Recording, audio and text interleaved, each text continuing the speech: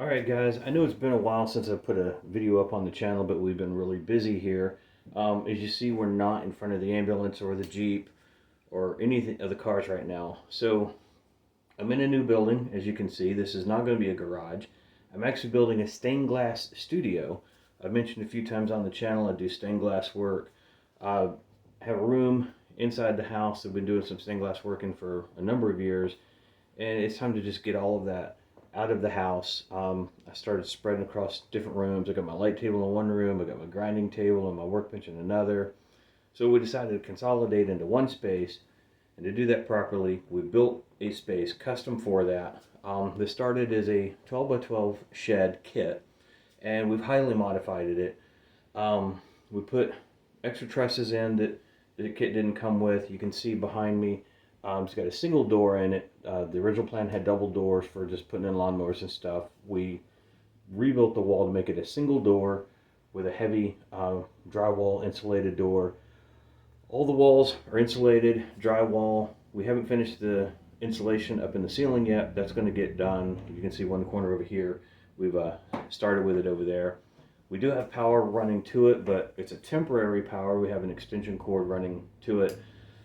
We're not going to run permanent power to it. The cost, permits, materials for permanent installation out here would just be ridiculous. But we have lights.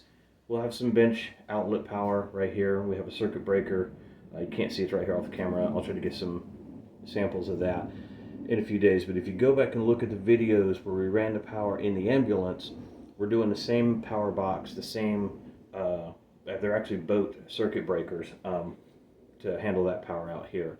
So we're only running 4 small circuits, not a whole lot. We do have a window air conditioner built into the back of the studio. It's October right now. We don't really need it, but we wanted to kind of get the measurements for it so we could rough in the wall. And the best way to do that is to buy the air conditioner, and so we did. We pretended like there was going to be a window there. We roughed it in like it was a window, but it's the exact size of the air conditioner, and we're going to seal around it, so it looks really nice. One of the things that I did that's different than a regular design, you can see we have windows. We have a small window on that side. The camera is actually sitting in the other window on the other side of the studio. The windows do open, but above that there's a light, and below that there will be a workbench. There's some really heavy duty sawhorses there right now. We don't have the benches built. We're going to do that probably next weekend. But the idea, the center light comes on with the light switch by the door. The bench lights on this side and right above where, you know, the camera's sitting, there's going to be lights for whoever's working on the bench. That way you don't have to have all the lights on all the time. The bench lights are on the light circuit, but they're controlled differently. So the bench is on the left, the bench is on the right. There's going to be a lighted switch over here underneath the bench. So like, imagine that this is the bench. It'd be like right under here by your knees. You hit the button. There you go. You got some bench lights. We're actually going to lower this a little bit, probably about this high, so that it's really close to the bench. Benches are going to be a little bit lower. So there's going to be a workbench over here. In that corner is going to be the light table for doing drafting designs. Over on this corner, there's going to be fused glass storage. So we do fused glass and stained glass here. Turn that off. There we go. And the same type of thing is going to be over here. There's going to be a big long workbench right here for most of the assembly of stained glass.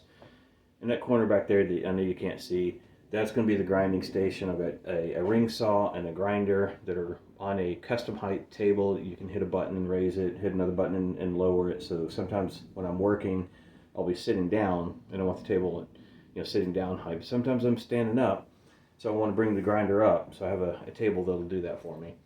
On the back wall back there is going to be a lot of glass storage. We have 2 large shelving units in the main room right now that store glass, and one of them is not really designed to carry the weight of glass.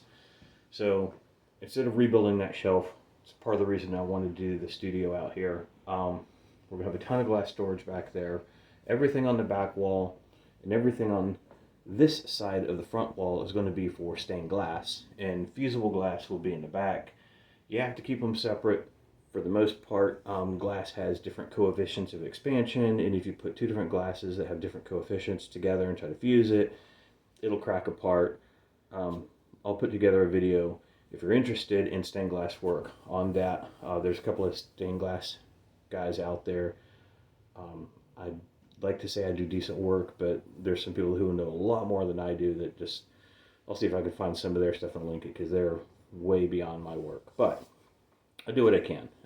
The other thing that we added, I'm going to try to move the camera here, see if I can not make you guys sick, is over here. I have this window custom mounted. It's hard to see because it's got a lot of backlight coming in. The sun's literally shining through right now.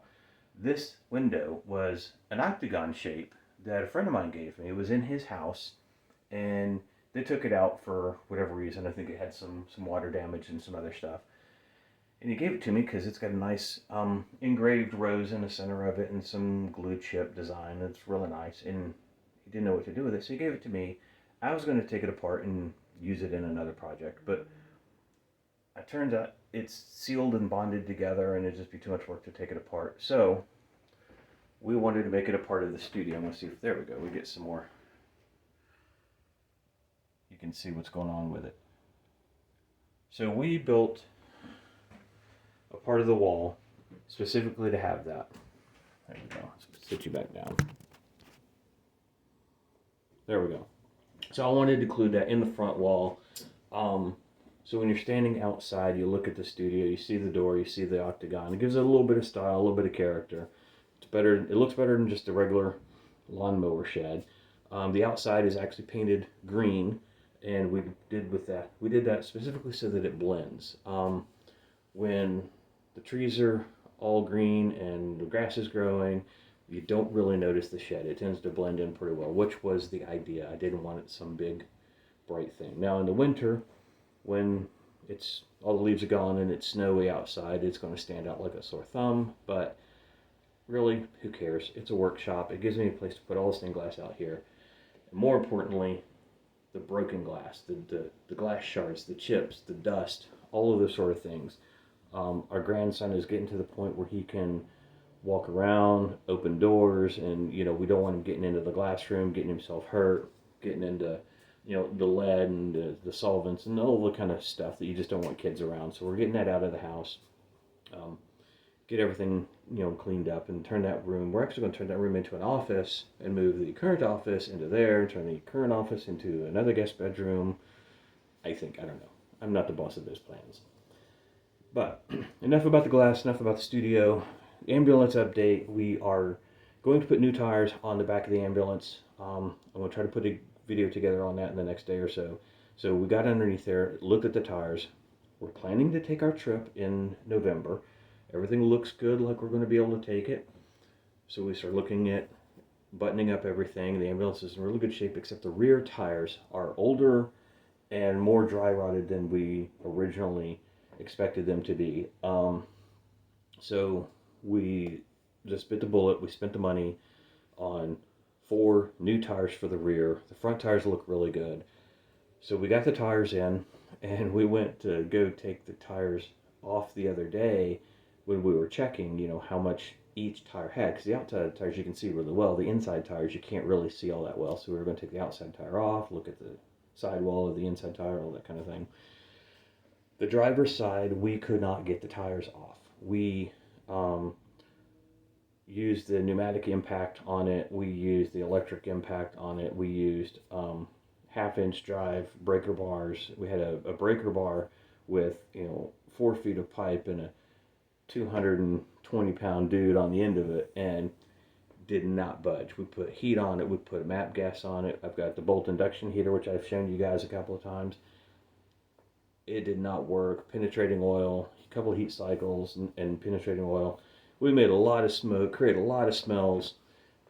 Nothing worked. We ended up breaking a couple of sockets. We broke what Harbor Freight would call an impact socket, but it's not. It's a black socket, but it's not an impact. We ended up cracking the wall of the socket. So I went and borrowed a really, really, really heavy-duty socket from my neighbor. it did not budge. So I'm hoping tomorrow, it's a holiday, I've got the day off of work. I'm going to try to find a truck shop, a truck repair shop that can do larger truck work and see if they can just break those lug nuts loose and then put them back on not so tight so I can get the tires off and get the rubber swapped on the rims and put the tires back together. So that's going to be my day tomorrow, is seeing if I can find a shop that'll just really help me out and break those loose. The passenger side, we were able to get that tire off. I've had that tire off before when I had the valve stem replaced on it. We know those tires are bad. If I can get the other ones done, I can swap those one or two at a time. I can take a tire off and go up to the local tire shop. They'll swap them for me for like $30. It's not a bad deal. So if I can, I'll get some video of that. And until then, that's what we've got going on here. We've got a handful of new subscribers. Thank you guys for subscribing. If you've got comments or questions, put them down below. I'll try to get to all the questions I can. And we will talk to you guys later.